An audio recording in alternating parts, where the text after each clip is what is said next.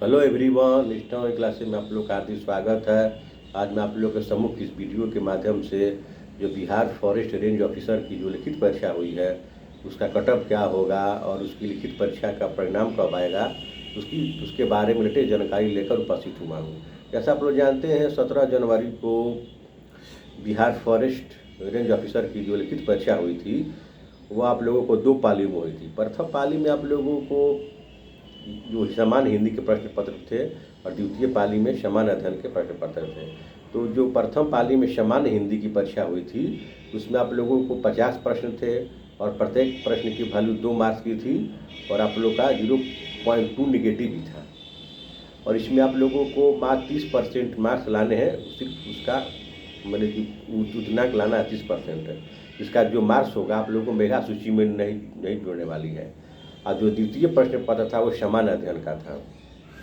उसमें आप लोगों को 100 प्रश्न थे और प्रत्येक प्रश्न की वैल्यू 3 मार्क्स की थी और कुल मिलाकर यानी 300 का आप लोगों का सामान्य अध्ययन का प्रश्न पत्र। उसमें जो निगेटिव मार्क्स था 0.3 था।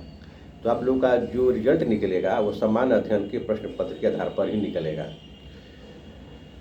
तो आज आइए हम लोग चर्चा करते हैं कि जो बिहार फॉरेस्ट रेंज ऑफिसर का जो लिखित परीक्षा हुई है उसका कटअप क्या रहेगा। तो सबसे पहले हम देखते हैं कि इसमें जो रिक्तियाँ थी मात्र 43 है, यानी 43 सीटों पर बहाली होने वाली आप लोगों की। तो आप लोगों को जो लिखित परीक्षा के माध्यम से जो रिजल्ट दिया जाएगा साक्षात्कार के लिए वह सीट का 6 गुना होगा, यानी कि आप लोगों को करीब 258 रिजल्ट निकाले जाएंगे साक्षात्कार हेतु। तो अगर हम जो इसके प्रश्न के बारे में देखते हैं चर्चा करते हैं तो चूँकि प्रश्न का स्तर काफ़ी अच्छा था और इसमें साइंस के जो प्रश्न थे काफ़ी अच्छे पूछे गए थे, इसका स्तर भी काफ़ी सर्वोत्तम स्तर था। तो इसमें जो सीटें थीं प्रत्येक कैटेगरी में जो सीटें थीं वह भी काफ़ी कम है। तो इसका जो सीटें कम होने के कारण इसका जो कटअप पर भी बहुत बड़ा असर पड़ने वाला है।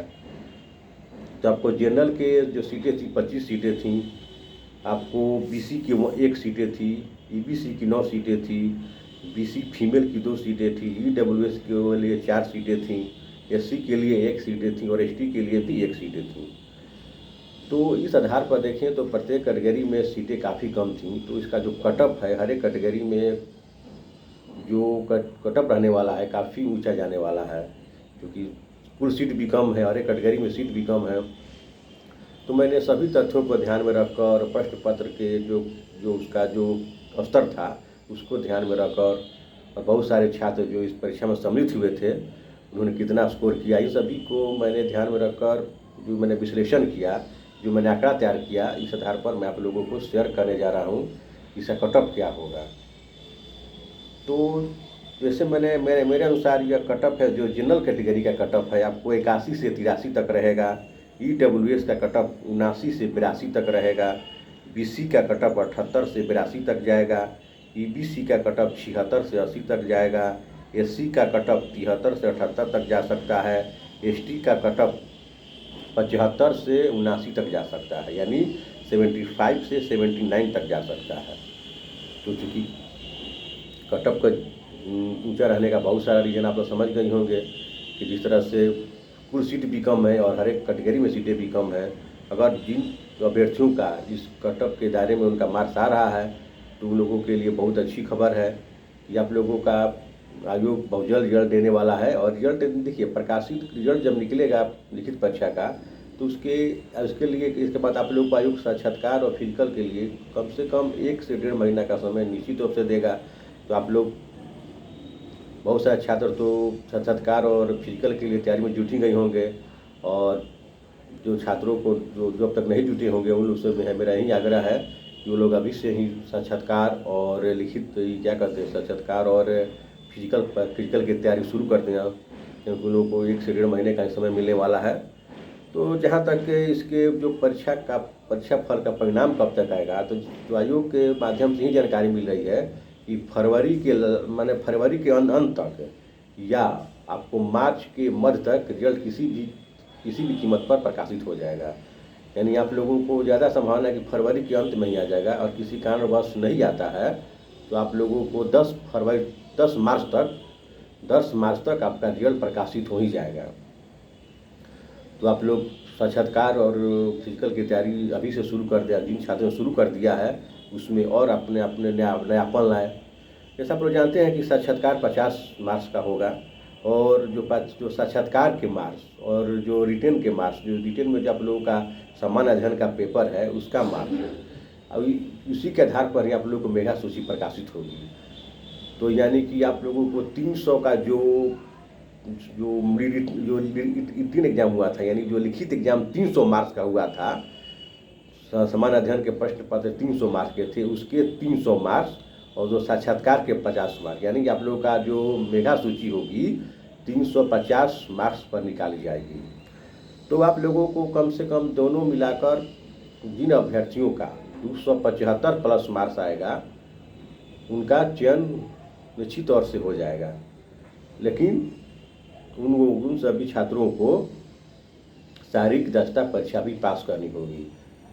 जो स्टूडेंट या अभ्यर्थी साक्षात्कार के लिए जिनका बुलावा आएगा उन सभी अभ्यर्थियों को शारीरिक दक्षता परीक्षा के लिए बुलाया जाएगा।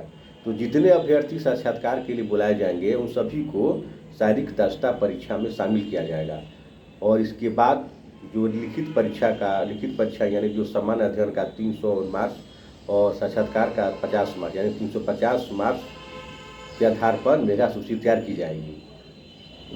लेकिन अंतिम सूची में अभ्यर्थियों को शामिल होने के लिए यानी सफलता प्राप्त करने के लिए अभ्यर्थियों को शारीरिक दक्षता परीक्षा पास करनी होगी। जो अभ्यर्थी शारीरिक दक्षता परीक्षा में असफल हो जाएंगे उन लोगों को उनका चयन प्रक्रिया से बाहर कर दिया जाएगा। तो इसीलिए आप लोग जो साक्षात्कार और शारीरिक दक्षता परीक्षा दोनों पर समान रूप से ध्यान केंद्रित करें। जैसा आप लोग जानते हैं कि आप लोग की जो शारीरिक दक्षता परीक्षा होगी इसमें जो पुरुष वर्ग के अभ्यर्थियों को 4 घंटे में 25 किलोमीटर पैदल चलना पड़ेगा और जो महिला अभ्यर्थी हैं उन लोगों को 4 घंटे में 14 किलोमीटर पैदल चलना पड़ेगा। तो इसे देते हैं कि जो पुरुष अभ्यर्थी हैं उन लोगों को 4 घंटे में 25 किलोमीटर पैदल चलना है और जो महिला अभ्यर्थी हैं उन लोगों को 4 घंटा में 14 किलोमीटर पैदल चलना है। तो आप लोगों का रिजल्ट बहुत जल्द निकलने वाला है, या तो फरवरी के अंतिम सप्ताह में आ जाएगा, नहीं तो 10 मार्च तक निश्चित तौर से आप लोगों का रिजल्ट आ जाएगा। तो आप लोगों को रिजल्ट आने के कम से कम 1 महीने का समय तो ज़रूर मिलेगा फिजिकल और साक्षात्कार की तैयारी करने के लिए। तो आप लोग अभी समय से ही लग जाएं और दोनों पर समान रूप से ध्यान दें। इन्हीं सारी बहुत सारे ढेर शुभकामनाओं के साथ जय हिंद, जय बिहार।